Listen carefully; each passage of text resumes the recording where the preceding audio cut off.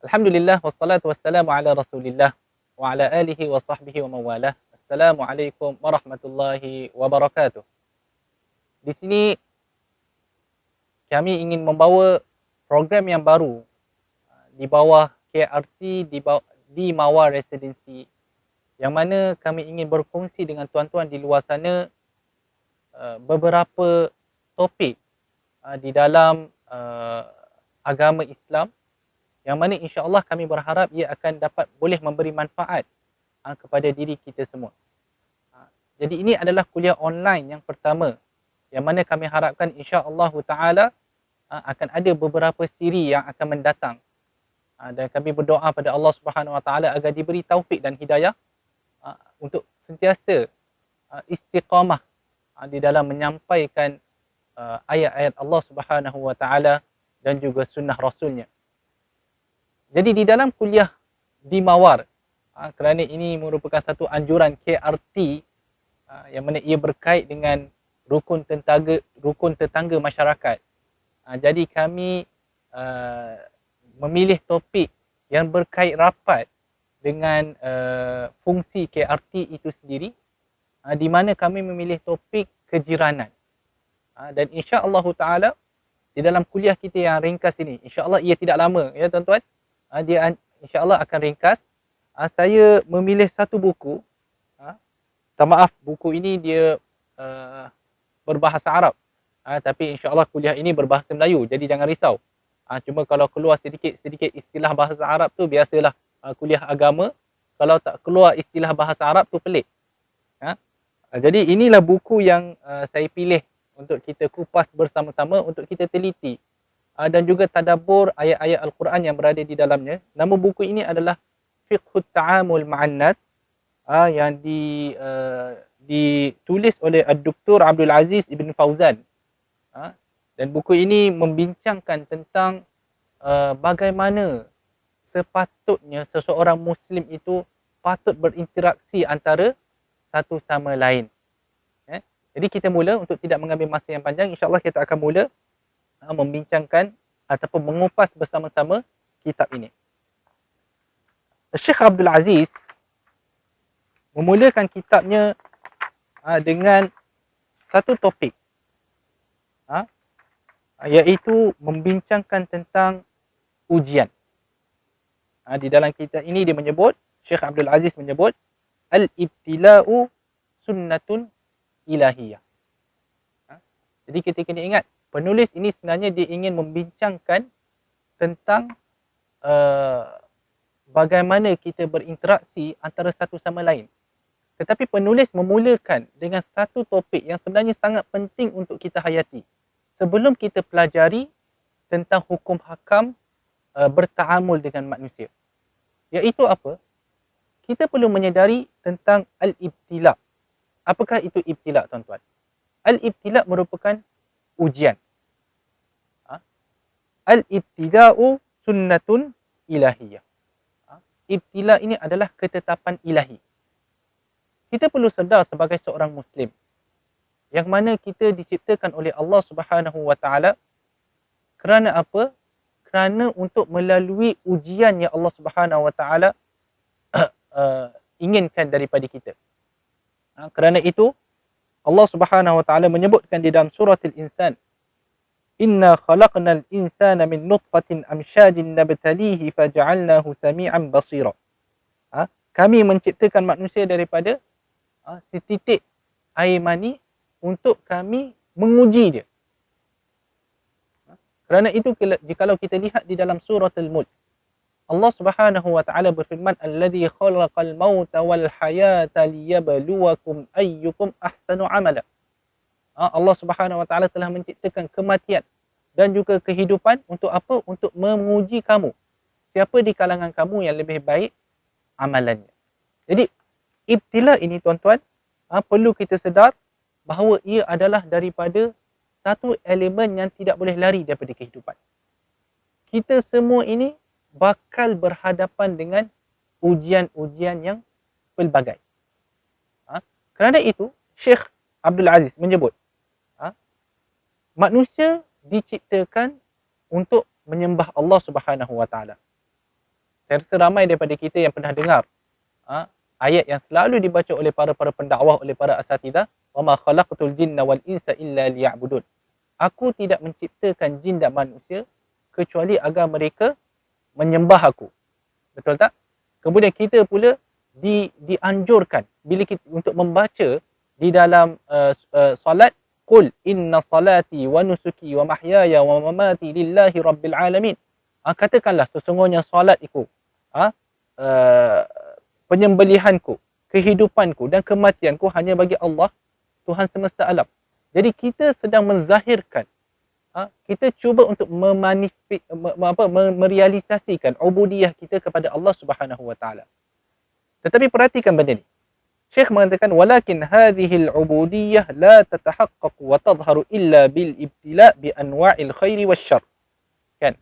Ubudiyah seseorang itu, ta'abbud seseorang itu kepada Allah Subhanahu wa taala tidak dapat direalisasikan dan tidak boleh ditunjukkan kecuali bila mana datangnya ujian dalam bentuk secara baik ataupun secara tidak baik. Dengan kata lain, kita semua boleh claim apa yang kita mahu. Kita boleh kata bahawa kita beriman dengan Allah Subhanahu wa taala dengan sebenar-benar keimanan. Kita boleh mengatakan bahawa iman kita berada di tahap yang boleh diterima. Kan? Saya rasa tak ada orang di luar sana yang berani kata iman dia tinggi. Cuma mungkin dia kata aku okeylah, beriman tu kira okeylah. Kan? Tetapi sebenarnya ubudiyah kita, keimanan kita itu tidak boleh lagi kita nilai melainkan sebenarnya bila mana kita berhadapan dengan ujian daripada Allah Subhanahu wa taala. Ketika itu barulah boleh nampak sejauh mana, setinggi mana keimanan seseorang. Kemudian Syekh mengatakan lagi, kenapa Allah Subhanahu wa taala menguji seseorang? Kenapa Allah Subhanahu wa taala meletakkan ujian yang pelbagai pada diri seseorang? Ya hatta yatabayyana as-sadiq minal kadhib wal mu'min minal kafir. Allah Subhanahu wa taala meletakkan ujian, menimpakan ujian yang pelbagai jenis kepada seseorang agar terjelas siapa di kalangan manusia yang betul-betul membenarkan kalam Allah Subhanahu wa taala dan siapa yang mendustakan. Siapa yang benar-benar beriman dan siapa yang kafir. Ini warid di dalam surah Al-Ankabut yang mana Allah Subhanahu wa taala berfirman walaqad fatanna alladhina min qablihim fala ya'lamanna Allahu alladhina sadaqu wa la ya'lamanna al-kadhibin. Sesungguhnya kami telah menguji manusia yang datang sebelum kamu ataupun sebelum mereka. Maka daripada ujian tersebut, daripada fitnah tersebut, fala ya'lamanna Allahu alladhina sadaqu, maka terzahirlah ilmu Allah Subhanahu wa taala pada mereka siapa di kalangan mereka yang benar-benar membenarkan Allah Subhanahu wa taala dan siapa di kalangan mereka yang sebenarnya mendustakan. Di dalam ayat yang lain Allah Subhanahu wa taala menyebut wa balawnahum bil hasanati was sayyiati la'allahum yarji'un. Menarik ayat ni tuan-tuan. Kerana apa? Kerana ayat ni menunjukkan kepada kita kenapa ujian yang Allah Subhanahu wa taala timpakan pada manusia. Apa sebenarnya yang Allah Subhanahu wa taala inginkan daripada manusia bila Allah Subhanahu wa taala timpakan ujian-ujian ini? Wa balawnahum bil hasanati was sayyiati la'allahum yarji'un. Bermaksud kami menguji mereka dengan kebaikan dan juga dengan keburukan agar apa? Agar mereka kembali kepada Allah Subhanahu wa taala. Tuan-tuan, kita kena faham bila kita mengatakan ujian, jangan kita faham ujian berbentuk kesusahan, ujian berbentuk kesukaran. Maksudnya kita berada dalam keadaan yang sempit, tak ada duit, sakit, itu baru betul ujian. Kita jangan lupa sebagai seorang Muslim bahawa ujian Allah Subhanahu wa taala boleh datang dalam bentuk kebaikan juga, tuan-tuan.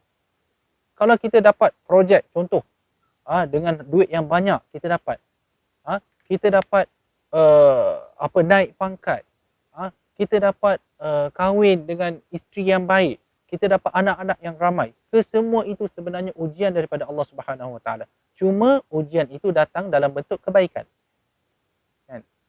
La'allahum yarji'un. Ingat, di hujung ayat itu Allah Subhanahu wa taala mengatakan la'allahum yarji'un. agar mereka kembali kepada Allah Subhanahu Wa Taala. Maksud dia, bila kita dapat satu-satu ujian, maka kalau ujian itu dalam bentuk yang baik, maka kita hendaklah kembalikan nikmat itu kepada Allah Subhanahu Wa Taala. Kembalikan. Itu sangat penting tuan-tuan. Jangan kita tenggelam dalam kenikmatan tanpa menyandarkan nikmat yang kita dapat itu kepada Allah Subhanahu Wa Taala. Kerana orang yang tenggelam dalam kenikmatan, yang melupakan bahawa Allah Subhanahu Wa Taala pemberi nikmat, maka mereka inilah golongan yang gagal di dalam ujian yang Allah Subhanahu Wa Taala berikan.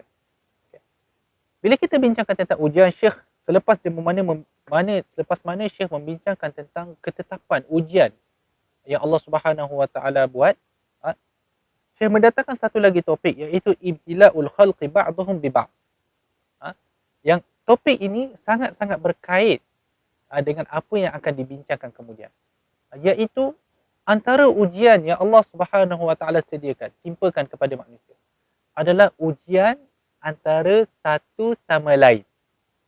Ujian antara satu sama lain. Sebab itu Allah Subhanahu Wa Taala menyebut, wa ja'alna ba'dakum li ba'din fitnah atasbirun. Dan kami menjadikan sebahagian daripada kamu ujian buat sebahagian yang lain.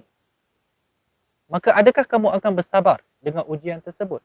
Wa kana rabbuka basira. Dan Allah Subhanahu Wa Taala Maha melihat segala sesuatu. Di dalam ayat yang lain Allah Subhanahu Wa Taala berfirman, wa kadzalika fatanna ba'dahum bi ba'd. Maka begitulah kami menjadikan sebahagian daripada kamu fitnah untuk sebahagian yang lain, ujian buat sebahagian yang lain. Di dalam ayat yang lain pula Allah Subhanahu Wa Taala menyebut, wa alamu annama amwalukum wa auladukum fitnah. Ketahuilah bahawa sebenarnya harta kamu, anak kamu adalah merupakan ujian, merupakan fitnah. Jadi pendek kata, ini adalah salah satu ujian yang sebenarnya Allah Subhanahu Wa Taala timpakan pada manusia, adalah ujian antara satu sama lain. Bila kita kata satu sama lain, termasuklah ujian seorang ibu ataupun ujian seorang ayah kepada anak dia. Maksud dia, anak dia itu merupakan ujian bagi ayah. Dalam masa yang sama, ujian seorang anak kepada ayahnya. Maksud dia, ayahnya itu juga merupakan ujian buat seorang anak. Contoh, bila mana kita sebagai seorang bapa, bila kita ada anak, kita perlu ketahui bahawa Allah Subhanahu Wa Taala dengan kurniaan anak itu kepada kita, ia juga merupakan satu ujian. Ia merupakan satu nikmat, tapi dalam masa yang sama dia adalah satu ujian. Allah Subhanahu Wa Taala nak melihat bagaimana kita melaksanakan tanggungjawab kita terhadap anak kita. Adakah kita memberikan mereka nafkah yang mencukupi? Adakah kita memberikan mereka pendidikan yang diperlukan? Adakah kita tarbiyah mereka dengan baik? Ini semua akan disoalkan oleh Allah Subhanahu Wa Taala di kemudian hari. Maksud dia, ini adalah satu ujian. Anak kita merupakan satu ujian kepada kita. Kalau kita tidak tunaikan tanggungjawab kita terhadap anak kita, maksudnya kita gagal. Kita tidak tarbiyah mereka. Kan? Saya rasa semua pernah mendengar tentang satu isu yang masih baru, masih hangat diperbincangkan, iaitu isu sugar book. Yang mana ramai anak-anak muda kita, orang Melayu Islam yang terlibat dengan perbuatan yang tidak senonoh ni. Kan? Maka dan ramai di kalangan pakar-pakar mengatakan bahawa perkara ini perlu diubati daripada rumah. Maksud dia, ibu bapa perlu memainkan peranan yang lebih untuk mendidik anak-anak supaya tidak terlibat dalam perbuatan-perbuatan yang tidak senonoh. Itu yang kita katakan ujian. Dalam masa yang sama, seorang anak, ujiannya juga adalah pada bapanya. Adakah seorang anak itu mentaati bapanya? Adakah seorang anak itu menunaikan hak-hak bapanya ke atas dirinya? Lebih-lebih lagi ketika mana bapanya dah tua. Kan? Contoh, bapa dah tua, ayah dia dah tua, dia mula meninggalkan ayah dia, dia tidak menghormati ayah dia, tidak melayaninya dengan baik, maka itu juga dikira sebagai gagal di dalam ujian ayah ataupun ujian seorang anak kepada bapanya. Kan? Dalam masa yang sama, ujian seorang suami terhadap isteri. Ujian isteri pada suami. Yang mana kalau kita bincangkan banyaklah benda ni daripada pelbagai segi. Dan termasuk juga di dalam hal ini tuan-tuan, ujian seorang jiran kepada jirannya yang lain. Ujian seorang jiran kepada jirannya yang lain. Maka kita kena ingat, bila kita hidup berjiran, maka jiran kita itu merupakan satu ujian untuk kita. Jika jiran kita itu merupakan seorang jiran yang baik, maka Allah Subhanahu Wa Taala nak lihat, adakah kita bersyukur? Adakah kita kembalikan nikmat jiran yang baik itu kepada Allah Subhanahu Wa Taala? Adakah kita menunaikan hak jiran itu? Sebab dia adalah seorang jiran yang baik. Jadi kita pun melayaninya dengan baik, dengan niat untuk ikhlas kepada Allah Subhanahu Wa Taala. Dalam masa yang sama, jikalau kita mendapat seorang jiran yang buruk, maka ia juga adalah ujian daripada Allah Subhanahu Wa Taala kepada kita. Adakah kita bersabar? Itu yang disebutkan tadi. Atau sabirun, adakah kamu bersabar terhadap ujian ini, iaitu seorang jiran yang buruk? Dan sebagainya. Yang mana insya-Allah kita akan bincangkan dengan lebih lanjut tentang perkara ini. Pendek kata, apa yang kita nak cuba sampaikan, bahawa kita ni, bila kita hidup bermasyarakat, maka setiap orang itu merupakan ujian kepada orang yang lain. Maka kita perlulah menghadapi ujian ini dengan sabar dan ihtisabul ajr. Yang mana kita mengharapkan ganjaran kita daripada Allah Subhanahu Wa Taala. Bila kita buat baik pada seseorang, tuan-tuan, jangan mengharapkan ganjaran daripada orang tersebut, tetapi kita mengharapkan ganjaran daripada yang Maha Pencipta yang telah mencipta orang tersebut. Kita minta ganjaran kita daripada Allah Subhanahu Wa Taala. Ya. Kemudian Syekh pergi kepada topik yang berikutnya. Asyaddun nasi bala. Siapakah sebenarnya orang yang paling kuat diuji oleh Allah Subhanahu Wa Taala? Semestinya orang yang paling kuat diuji oleh Allah Subhanahu Wa Taala adalah para anbiya. Kenapa?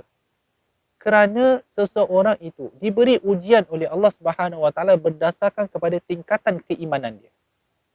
Kerana itu, daripada hadis Nabi sallallahu alaihi wasallam, Sa'ad ibn Waqqas pernah bertanya kepada Nabi SAW, Ayyun nasi asyaddu bala?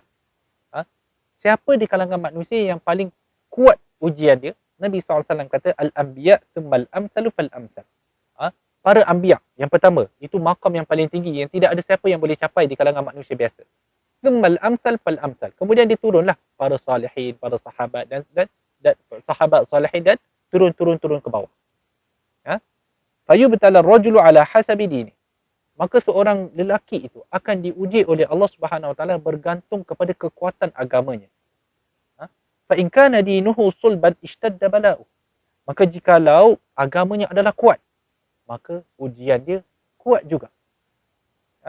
Wa in kana fi dinihi riqqah ibtuliya ala hasabi dini. Jikalau agamanya itu orang kata nipis. Orang selalu kata iman senipis bawang tu kan. Jadi kalau agamanya itu nipis, maka begitu juga ujiannya menimpa dirinya. Fama yabrahul bala bil 'abdi hatta yatrakahu yamshi 'ala al-ardi ma 'alayhi khati'ah. Maka bala itu akan sentiasa bersama dengan seorang hamba, sehinggalah hamba itu meninggalkan bala tersebut, maka kemudian dia akan berjalan di atas bumi tanpa membawa sebarang dosa. Kerana dengan setiap bala itu, dosa akan berkurangan. Dosa kita akan hilang dengan setiap bala yang Allah Subhanahu Wa Taala berikan. Dengan syarat kita lulus dalam ujian yang Allah Subhanahu Wa Taala berikan. Okay? Jadi tuan-tuan, kalaulah tuan-tuan terkena ujian yang kuat daripada Allah Subhanahu Wa Taala, maka itu adalah kerana Allah Subhanahu Wa Taala maha tahu bahawa tuan-tuan sebenarnya kuat untuk menghadapi ujian itu. Tuan-tuan sebenarnya mampu untuk menghadapi ujian itu. Kerana Allah Subhanahu Wa Taala tidak akan mengenakan satu ujian kepada seseorang hamba, melainkan sebenarnya ada kesabaran, ada keinginan yang kuat di dalam hati seseorang. Ya Allah Subhanahu Wa Taala tahu. Cuma dia berbalik kepada yang diuji. Orang yang diuji itu, adakah dia nak gunakan kekuatan itu, adakah dia nak gunakan keimanan itu ataupun tidak. Okay? Maksud dia nanti kalau kena ujian yang besar ke, orang duk menganiaya kita ke, antara benda yang kita boleh psycho diri kita adalah kemungkinan kerana iman kita kuat. Kan? Jadi kerana itu Allah Subhanahu Wa Taala menguji kita. Kita pergi, semestinya tuan-tuan, buku ni satu buku yang agak detail. Kalau kita nak cerita satu-satu memang tidak sempat lah. Jadi kita hanya akan pergi daripada topik ke topik. Topik yang ketiga, lan yaslam ahadun minal ibtila. Lan yaslam ahadun minal ibtila. Apakah maksud topik ini? Tidak ada seseorang pun yang akan terselamat daripada ujian. Itu merupakan ketetapan Allah Subhanahu Wa Taala. Tak ada seorang pun dalam dunia ni yang tuan-tuan lihat. Baiklah orang tu senang mana? Senang, nampak senang je. Kereta besar je, anak-anak semua baik je. Kerja senang. Kan? Kita nampak dia seolah-olah macam tidak ada masalah. Satu benda yang kita kena tahu, setiap orang itu diuji oleh Allah Subhanahu Wa Taala. Kan? Kerana itulah seperti mana yang disebutkan di dalam Al-Quran, ahasiban nas an yutraku an yaqulu amanna wa hum la yuftanun. Adakah manusia menyangka bahawa mereka akan dibiarkan begitu sahaja bila mana mereka telah mengatakan kami beriman, Allah SWT biarkan dia macam tu? Dan mereka menyangka bahawa mereka tidak akan diberi ujian oleh Allah Subhanahu Wa Taala. Maka ini adalah benda Allah Subhanahu Wa Taala tegur. Bahawa setiap orang jangan menyangka diri dia akan terselamat daripada ujian, bahkan dia akan menempuh ujian yang pelbagai. Ya, termasuklah ujian yang kita sebut tadi, ibtila'u al-khalq ba'dhum li ba'd. Kan? Ibtila ataupun ujian yang datang daripada manusia sesama manusia. Kita pergi pula kepada topik kita yang terakhir. Topik ini agak panjang, iaitu tentang ad-din muamalah. Ad-dinu muamalah. Apa yang dimaksudkan dengan ad-din muamalah? Ad-din muamalah bermaksud agama ini adalah muamalah. Adalah kita, bagaimana kita bermuamalah dengan manusia. Kita perlu sedar, Islam ini dia ada apa yang kita panggil sebagai hubungan kita dengan Allah Subhanahu Wa Taala dan juga hubungan kita sesama manusia. Agama Islam bukan satu agama yang menyuruh seseorang hanya jaga hubungan dengan Allah Subhanahu Wa Taala tetapi melupakan pula hubungan sesama manusia. Bukan begitu. Kerana itu jika kita lihat di dalam Al-Quran, Allah Subhanahu Wa Taala berulang kali menegaskan tentang kepentingan kita untuk menjaga hak sesama kita. Kepentingan kita berbuat baik antara kita. Sehingga ke satu tahap Allah Subhanahu Wa Taala menyebut wa qada rabbuka alla ta'budu illa iyyahu wa bil walidaini ihsana. Di dalam surah Al-Isra, Allah Subhanahu Wa Taala mengatakan Allah Subhanahu Wa Taala, Tuhan kamu telah memerintahkan kamu agar apa? Agar kamu tidak menyembah melainkan hanya kepada dirinya. Allah Subhanahu Wa Taala memerintah kamu agar kamu tidak menyembah melainkan dirinya. Ini berkaitan apa? Berkaitan akidah, berkaitan tauhid. Kemudian Allah Subhanahu Wa Taala sebut apa? Selepas tauhid, selepas benda yang besar, akidah, terus Allah Subhanahu Wa Taala mengatakan wabil walidaini ihsana. Dan buat apa? Berbuat baiklah kepada ibu bapa kamu. Maksud dia punyalah tinggi maqam muamalah ni. Punyalah tinggi, punyalah penting. Bagaimana kita bermuamalah kepada manusia, sejurus selepas Allah Subhanahu Wa Taala berbicara tentang akidah, dia terus berbicara tentang bagaimana kita bermuamalah dengan ibu bapa kita. Ada di dalam ayat yang lain pula, wa'budullaha wa la tusyriku bihi syai'a.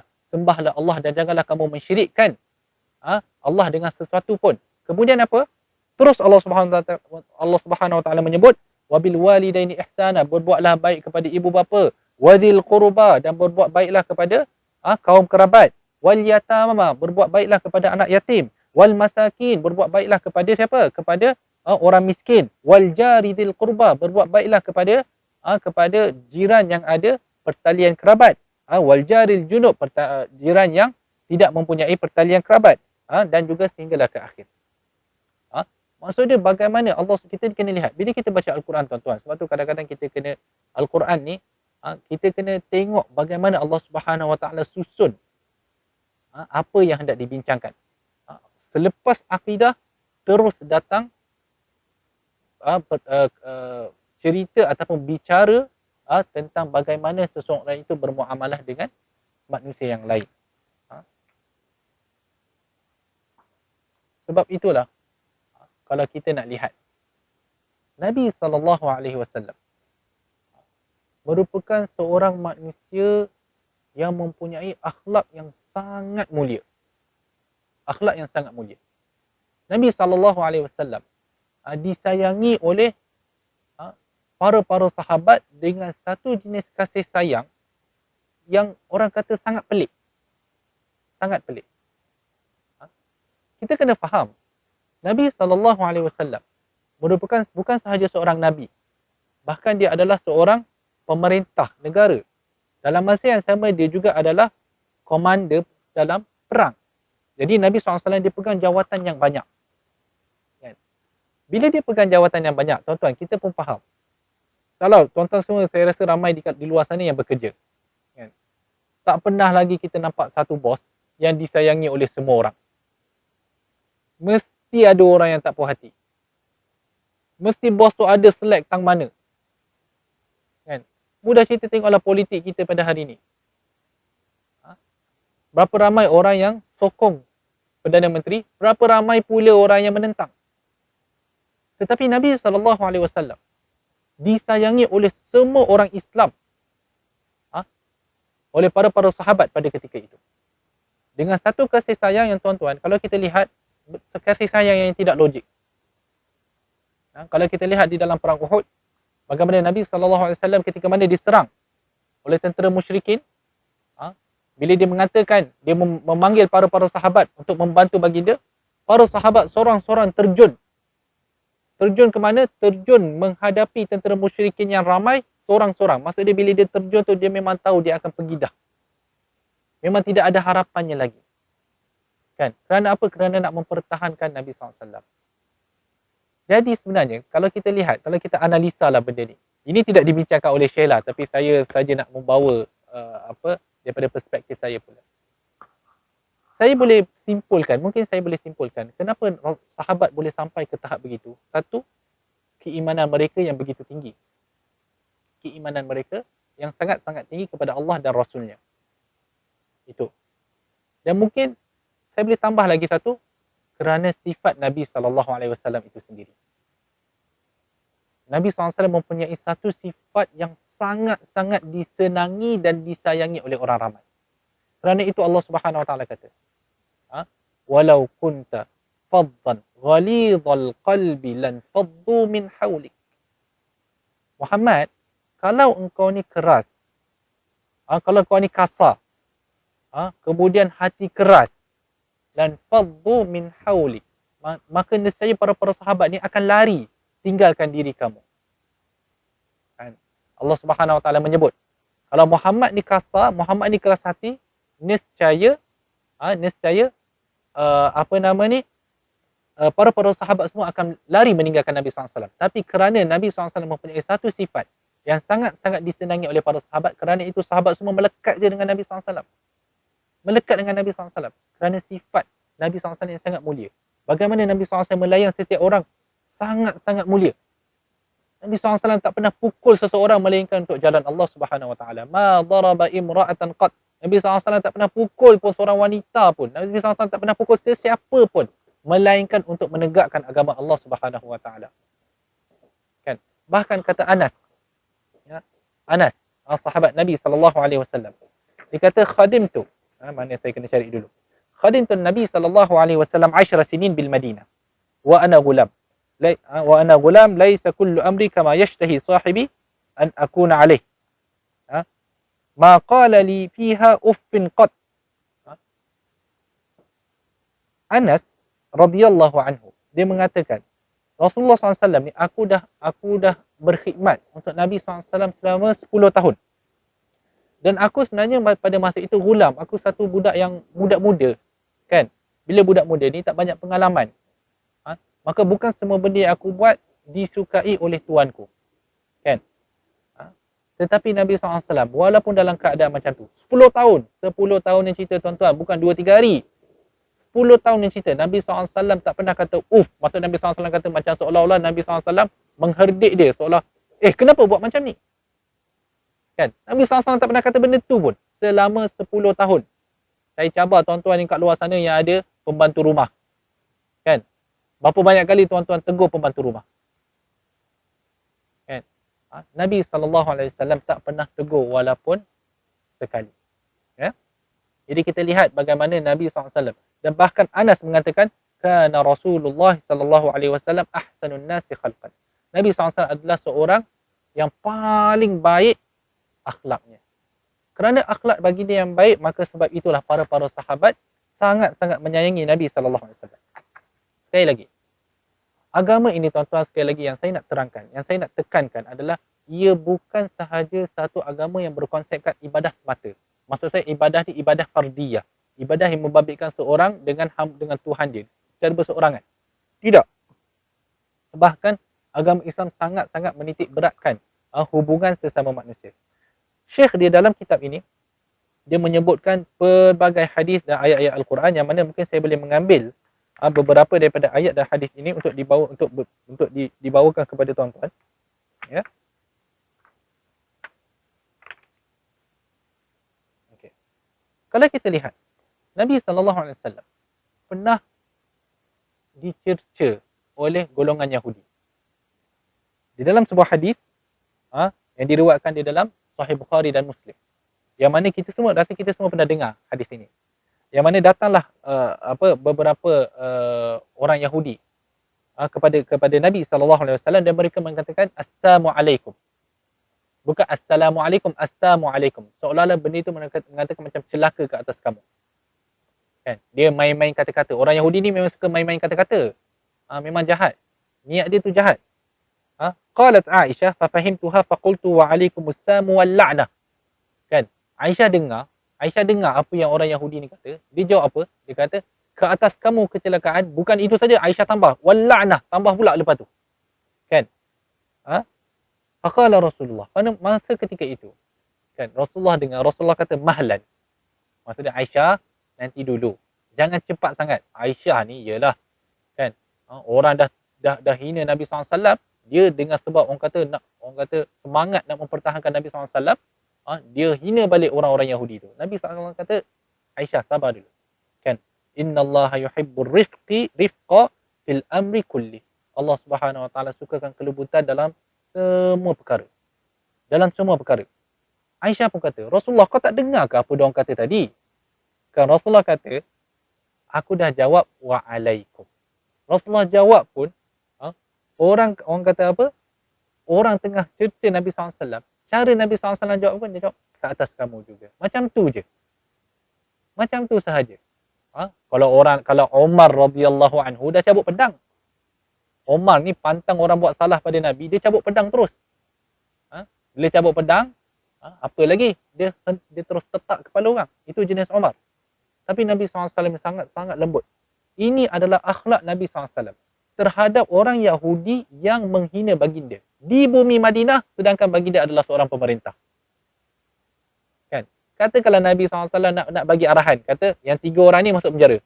Boleh je Nabi nak buat.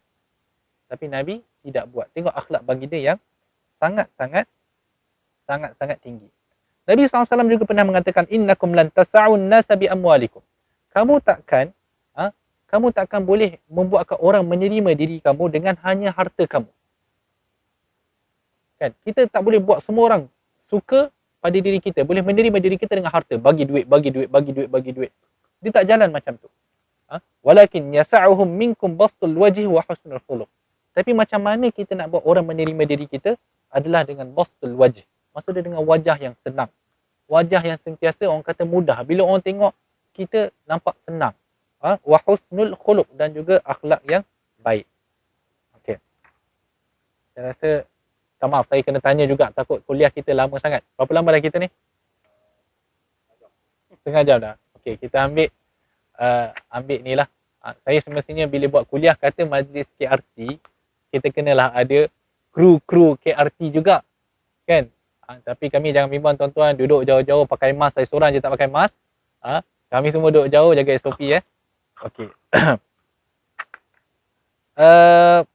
Saya bawakan satu hadis Nabi SAW yang terakhir lah saya rasa. Yang hadis ni bila saya baca saya sangat-sangat tertarik kan dengan hadis ini.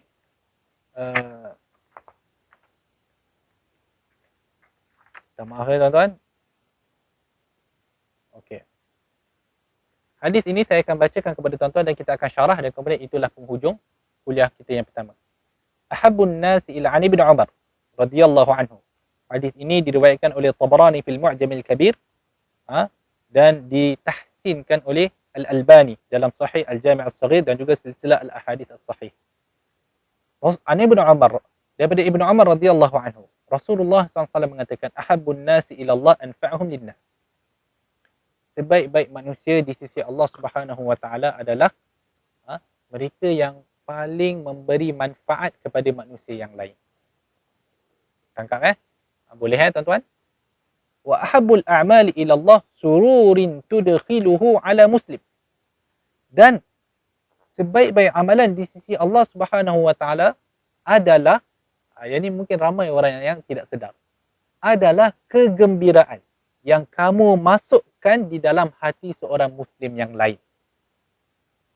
Maksud dia kita antara amalan yang paling Allah Subhanahu wa taala yang paling Allah Subhanahu wa taala suka adalah kita cuba memasukkan kegembiraan di dalam hati orang lain. Au takshifa anhu qurbah, ataupun kamu mengangkat membantu dia dalam satu-satu kesusahan. Au taqdi anhu dainan, ataupun kamu tolong melunaskan hutangnya. Au tatrud anhu ju'an, ataupun kamu menghilangkan kelaparan di dalam dirinya. Jadi ini antara amalan yang Allah Subhanahu wa taala suka. Yang mana kita memasukkan, mungkin tuan-tuan tak pernah sedar. Yang mana adalah sangat penting untuk kita membuat orang lain gembira. Kan? Kita membantu dia ketika kesusahan. Kita mentolong melunaskan hutangnya. Kita tolong apa lagi? Kalau dia dalam kelaparan, kita bagi dia makan. Kemudian Nabi SAW menyebut, wala an amshi ma'a akhin li fi hajah.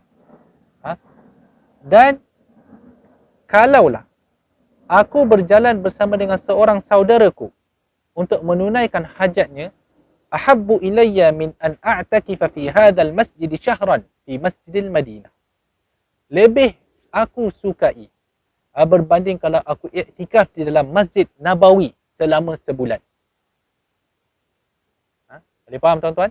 Bermaksud jika seseorang itu dia keluar tolong melunaskan hajat saudaranya, saudara Islamnya yang lain, adalah lebih baik berbanding kalau dia beriktikaf di Masjid Nabawi. Ni bukan masjid kata masjid, kalau kami KRT di bawah ada surau Al-Wardah, kita bukan cerita surau Al-Wardah ataupun masjid BBST. Kan? Masjid Nabawi. Lebih baik daripada beriktikaf di Masjid Nabawi. Wa man kaffa ghadabahu satarallahu auratah. Barang siapa yang menahan kemarahannya, maka Allah Subhanahu wa taala akan menutup dia punya keaiban dirinya. Wa man kadhama ghaidahu walau syaa'a an yamdiyahu amdah. Barang siapa yang menahan kemarahan, dia ghaiz ni lain, dia bukan ghadab. Ghadab ni kemarahan yang biasa-biasa. Ghaiz ni kemarahan yang meluap, yang nak meletup. Tuan-tuan pernah tak? Mungkin ada, tuan-tuan semestinya kita sebagai manusia ni tak boleh lari daripada marah. Kadang-kadang kita marah orang, ni tangan bergetar, tangan tak tahan, bergegar. Kan? Muka merah. Kan? Ini orang panggil ghaib, marah yang meluap. Walau syaa'a an yamdiyahu amdah, yang mana kemarahan dia ni sebenarnya dia berada dalam satu keadaan yang dia mampu untuk melepaskan kemarahan dia. Contoh dengan anak-anak. Tuan-tuan, kalau marah dengan anak-anak, kalau kita nak hempuk, kita boleh je hempuk, betul tak?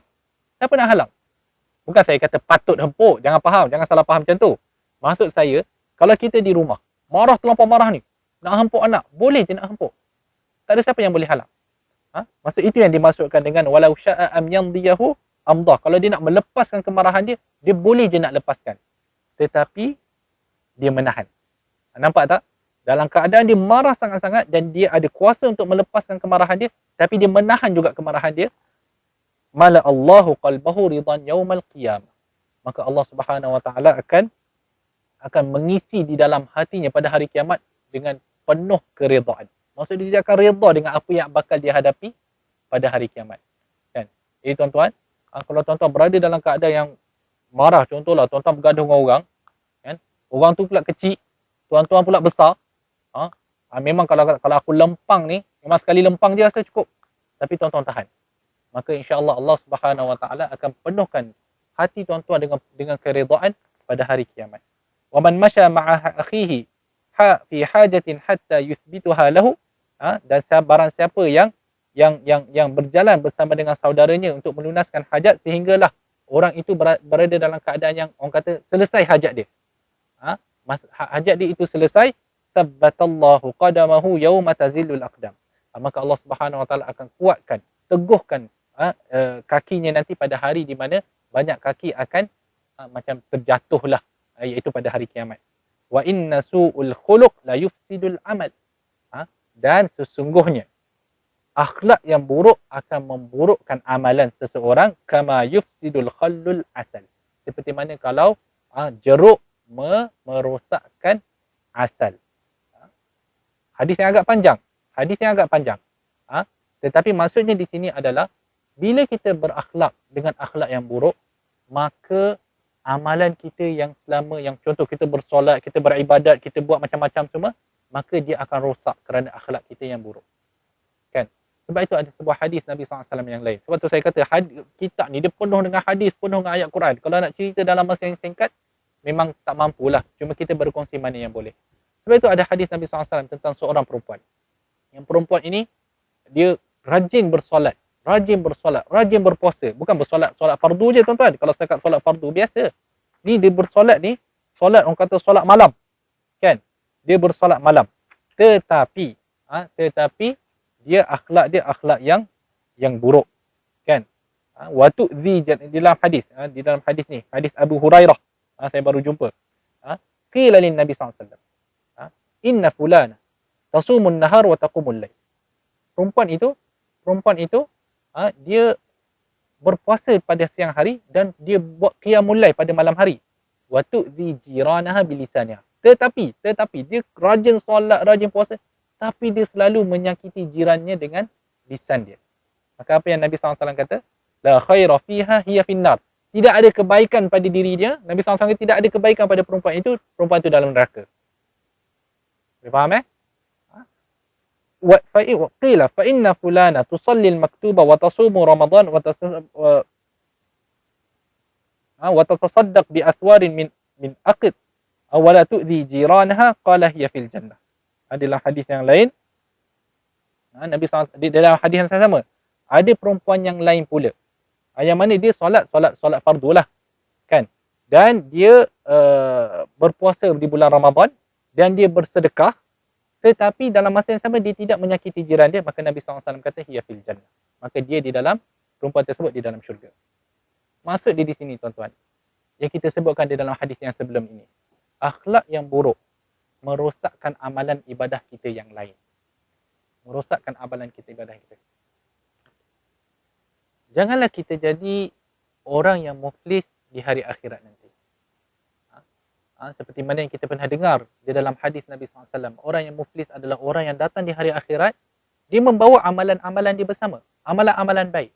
Tetapi dalam masa yang sama, dia telah menyakiti orang ini, dia telah menghina orang yang ni, dia membunuh orang yang ni, dia buat perkara-perkara yang buruk kepada orang lain. Kemudian, apa yang jadi adalah, disebabkan perbuatan dia menyakiti orang lain, maka amalan dia akan diberikan kepada setiap orang yang dia sakiti. Sampailah ke satu tahap, jika dia tiada lagi amalan yang baik, maka amalan kejahatan orang yang dia zalimi itu akan dibebankan, ditanggungkan ke atas dirinya itu. Maka tuan-tuan, berjaga-jagalah kita di dalam menjalani kehidupan atas bumi Allah ini. Ingatlah bahawa setiap daripada kita ini adalah merupakan ujian kepada orang yang lain. Maka kita cuba sebaik yang mungkin. Yalah, kita ini adalah manusia. Kita tidak mampu menjadi orang yang sempurna. Tapi kita mesti ada usaha sebaik mungkin untuk memberikan hak orang lain yang ada di atas bahu kita. Setakat itu sahaja kuliah kita, kuliah online kita yang pertama. Seperti mana yang saya sebutkan, insya-Allah kuliah ini adalah siri dia, tak adalah panjang sangat, tapi adalah siri-siri dia. Insya-Allah sampai masa kita akan membincangkan seperti mana yang disebutkan tadi di awal kuliah kitab ini, kita akan membincangkan tentang adab-adab yang perlu dijaga antara jiran tetangga. Aqulu qawli hadza wa astaghfirullahal azim. Subhanakallahumma bihamdika asyhadu an la ilaha illa anta astaghfiruka wa atubu ilaik. Wassalamualaikum warahmatullahi wabarakatuh.